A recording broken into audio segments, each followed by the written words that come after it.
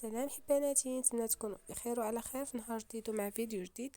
اليوم ان شاء الله غندير واحد المسكوته كتجي زوينه بزاف شكلا ومذاقا.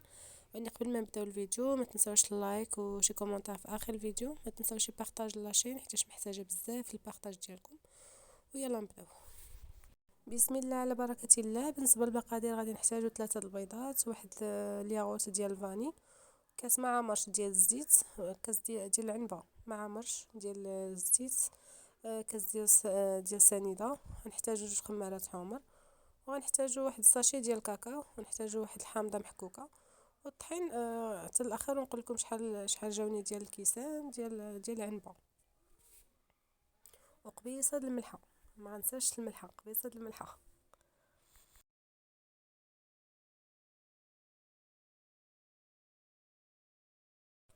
في خلاط كهربائي ولا خلاط يدوي كنديروا البيض وسنيده، كنخلطوهم مزيان مزيان حتى كتذوب لينا ديك السنيده وكيتضاعف الحجم ديال الخليط.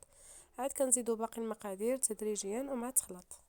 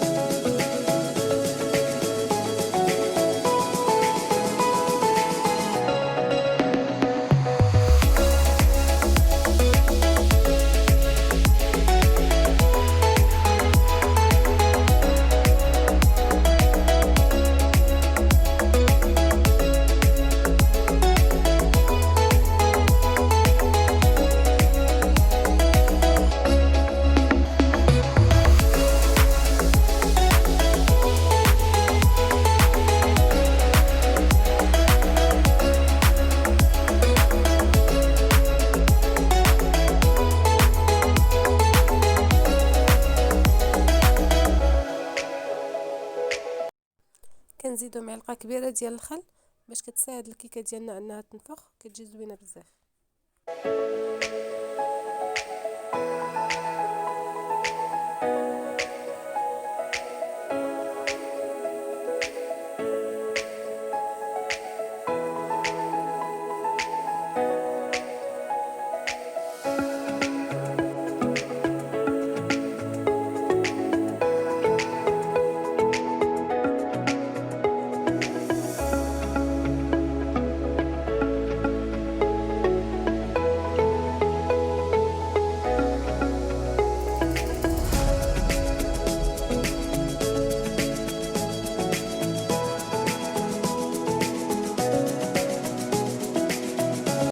كناخدو البانيو فاش كنخلطو كنخويو فيه الخليط ديالنا اللي طحنا، ونزيدو الطحين تدريجيا والخمارات حتى الاخير، ونقول لكم شحال كفاني ديال الطحين.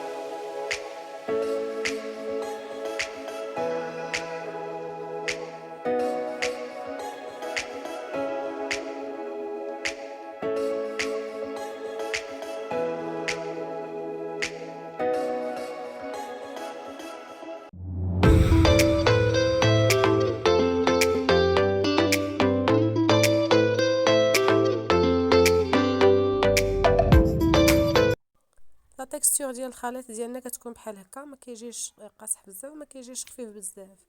دابا غناخدو غادي نقسمو هاد الخليط ديالنا على جوج باش نص نديرو فيه داك الساشي د الكاكاو، والنص كنخليوه كما هو.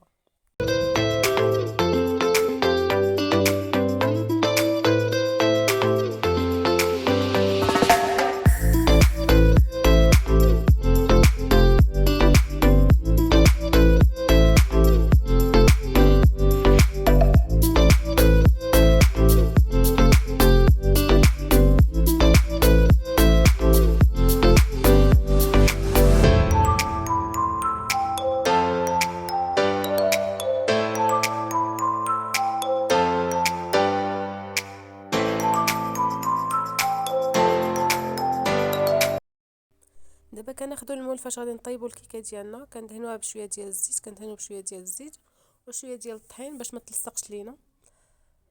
من بعد من بعد كنخويو الخليط كما بغينا، زعما نذوقوه كما بغينا. المهم انا غنوريكم طريقتي انا في هاد الزواق ديال هاد الكيكه، نتوما الا عجبتكم ديروا بحالي. المهم راه كتجي زوينه بزاف شكلا ومذاقا كما قلت.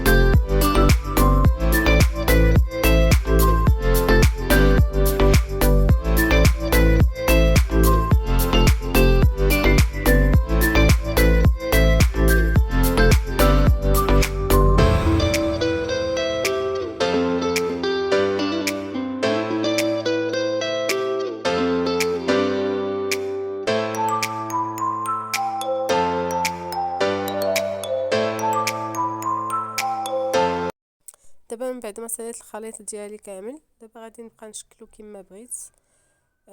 هذه طريقتي في التشكال. المهم كتجي زوينه صراحه، كتجي بحال شكل نجيمه ولا وريضه ولا لا ما عرفتش. المهم كتجي زوينه بزاف.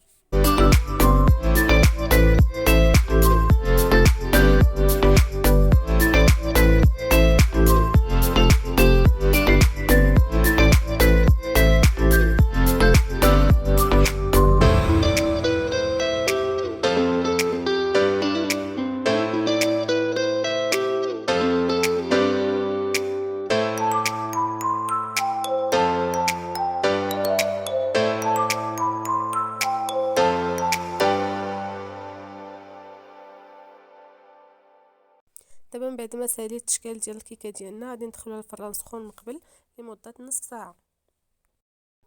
هذا الشكل النهائي ديال الكيكه ديالنا، كتجي زوينه بزاف بزاف. نتمنى تجربوها، وشكرا لكم بزاف على المشاهده، وما تنساونيش باللايك، شي كومونتير، شي بارطاج، وفي وصفه اخرى ان شاء الله.